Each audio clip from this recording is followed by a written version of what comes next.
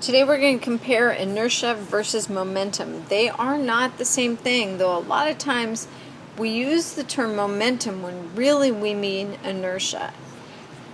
Momentum, a lot of times when we're talking about why we need to go up a hill, we need to get enough momentum to go up the hill. That's not momentum. We need enough energy, kinetic energy, to get up that hill. But that's a discussion for another day.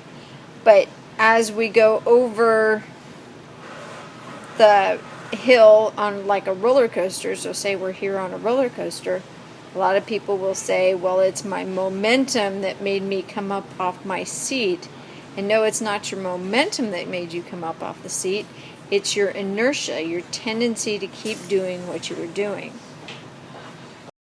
So from last chapter, Newton's first law, let's remember what inertia is. It's our tendency of an object to continue doing what it was doing. If it's at rest, it'll stay at rest. If it's moving, it'll continue to move in a straight line. That's an important part to remember about inertia and motion, is that you're going to continue to move in a straight line. But your inertia only depends on your mass. That's all it depends on. Your momentum, on the other hand, is both, it's the way we calculate momentum. Momentum actually has a number associated with it, and it's your mass times your velocity. And I don't know why they use P, they do. I often just write MOM equals, meaning momentum equals mass times velocity, or mass times velocity. But it is a vector, so when we talk about momentum, it's going to have magnitude and direction, and it depends on both your mass, since it's mass times velocity, and your velocity. So yes, mass is part of momentum, but it also has this velocity component that we need to pay attention to. So our SI units for momentum are kilograms meters per second. Since we took our mass in kilograms and multiplied it times our velocity in meters per second, we get kilograms meters per second. So when we go and compare our two terms of inertia and momentum, if we have a small velocity and a small mass, then we're going to have a small amount of inertia and we're going to have a small momentum. So that's similar. But we can have a small mass and, this should say large velocity. So this is large. We can have a small mass and a large velocity, and that could give us a large momentum depending on how big our velocity is, because we're going to take that mass and we're going to multiply by that really big velocity. So that could be a big number. So you have a small amount of inertia, but you could have a lot of momentum. If you have an object that has a large mass and a small velocity, it's going to have a large amount of inertia, because inertia is its mass. Its momentum could be small or it could be zero, because if that thing's not moving, if I take that mass and multiply by zero speed, it has no momentum. Even though it has a large amount of inertia, it has no momentum if it's stopped.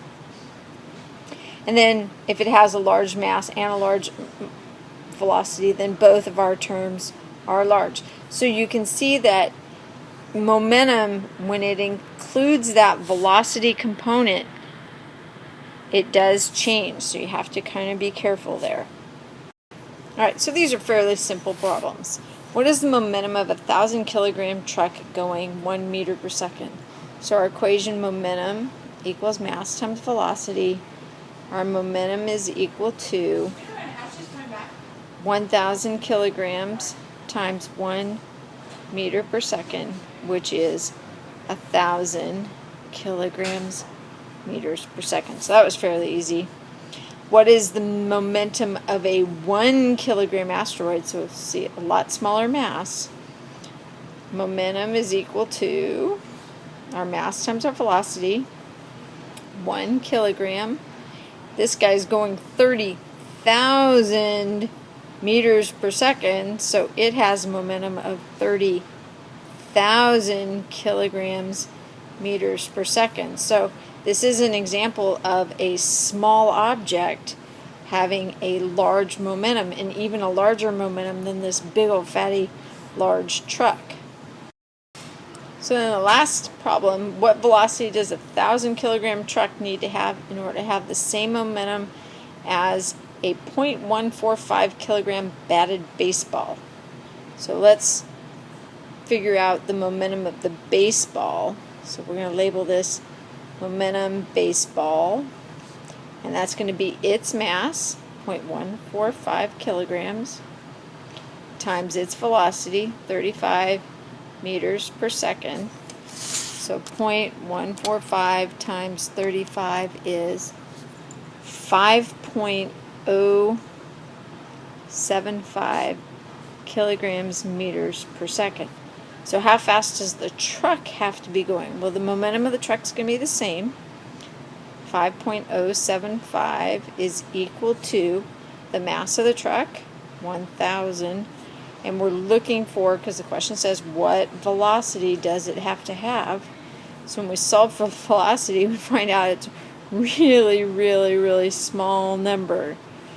So our truck is going to be going really slow in order to have the same momentum as that baseball that's come barreling at you at 35 meters per second. That's pretty fast for a baseball. And that's as hard as the momentum, just straight out momentum problems get to be.